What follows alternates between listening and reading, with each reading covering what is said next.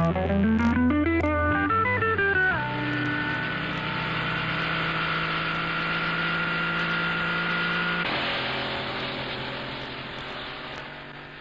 vary my style depending on what bike I'm riding, you know, and what sort of speeds and the road surfaces. On a road bike you normally run out of ground clearance before you run out of tyre adhesion. But normally when you're out riding, you've got to watch the road and look for sort of oil, petrol, gravel. You know, sort of never take it for granted that the road's going to be the same as it was yesterday when you come around it. You know, sometimes you can just pick the bike up, you know, you sort of avoid it, but you know, don't over it. Other times you mightn't have time to, and you pick it up as straight as you can and ride through it. You can learn a lot like that by trail riding.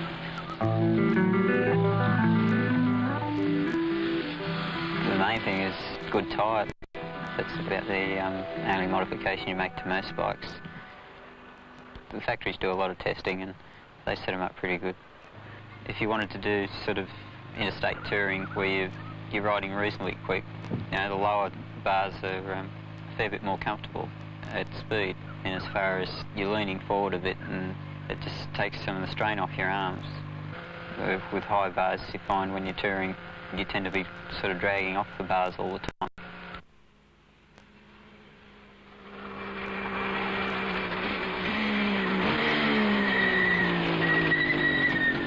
There's quite a difference between braking on a two-stroke to a four-stroke.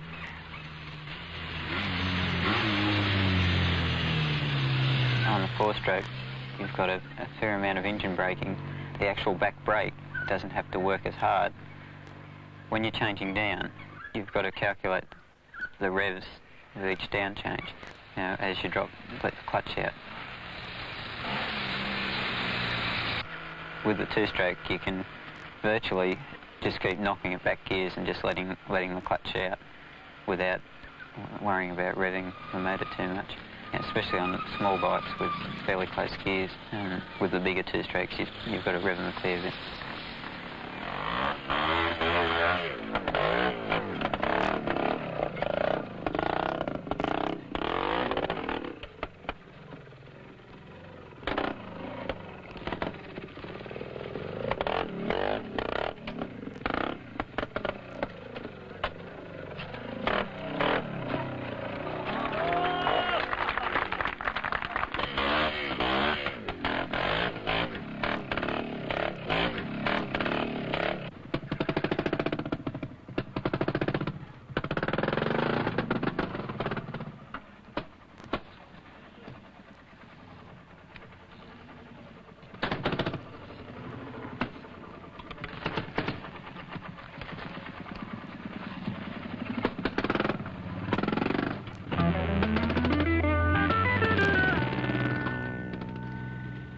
What I'm doing, I'm aiming to get the machine perfectly straight for the rock step here.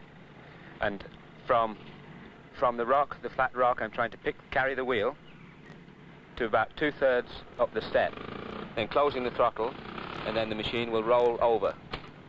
While I'm doing that, I'm getting online for the next part of the section, and when I'm doing this, I am in first gear.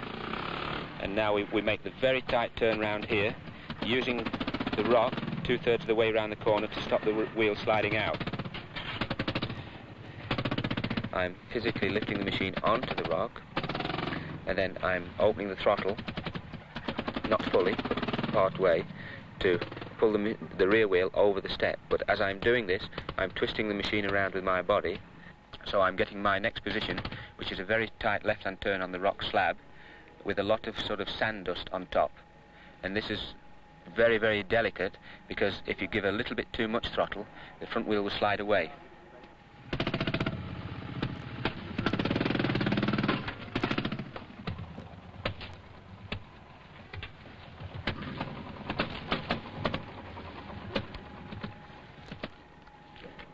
When you start to run the wheel on the rock, you turn with the handlebars and using the throttle and pull the complete machine round, possibly 45 degrees. And as you're coming very, very gently with the gas, you're pulling at the handlebars, or lifting at the handlebars, to carry the front wheel over the next few stones. Whereas if you didn't carry the wheel, the front wheel would drop into the holes and it would stall the machine or you'd fall off.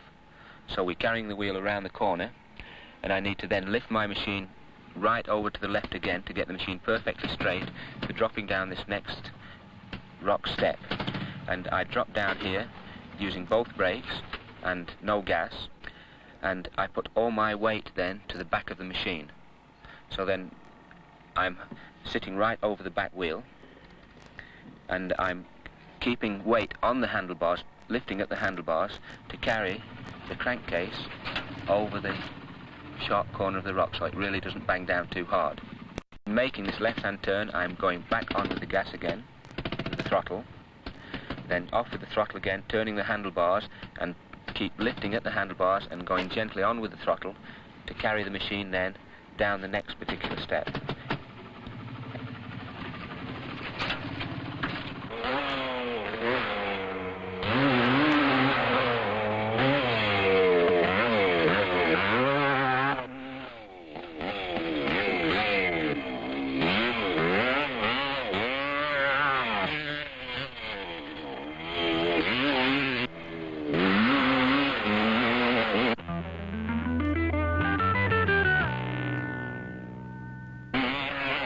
Well, the first thing I'd do is set up handlebar position, levers, back brake and gear change position.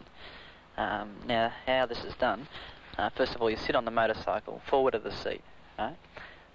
Bring your arms down in a relaxed position with your elbows bent. Now the handlebars I have slightly laid back.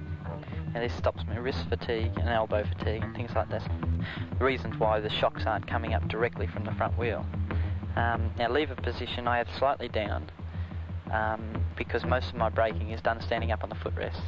Now gear change pedal is so when you're sitting on the seat you can change gears without taking your foot off the footrest.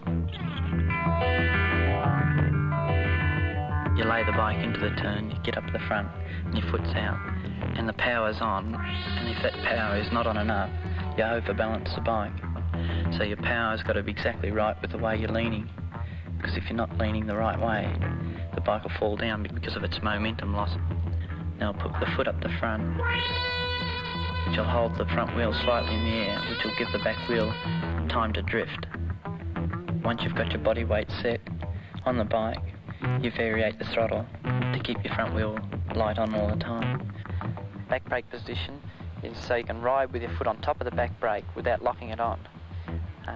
Now what I mean by this is that when you say you're going over at rough terrain and things like that, you have to have movement in the back brake pedal, else you could come up there and your foot could hit hard on the footrest and lock your back brake.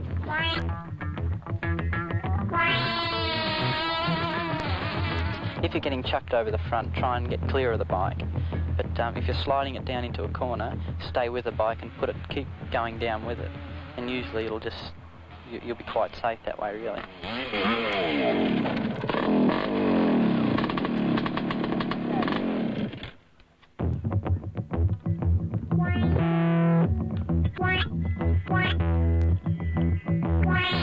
At the moment the back wheel should be braking traction to do the turn.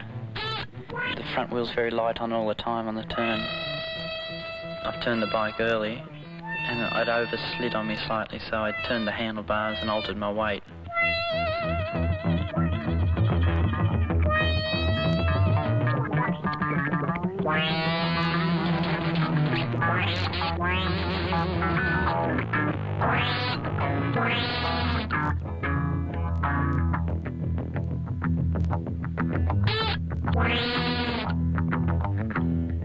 If the bike lands sideways, slightly off balance, you've got to pull your weight to the other side of the bike and accelerate.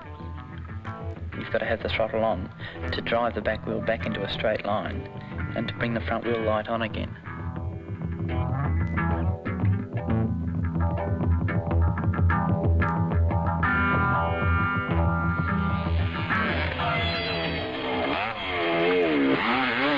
And when I hit the berm here, I'll hold my foot right in front of the bike so I can hold it up as I do the turn.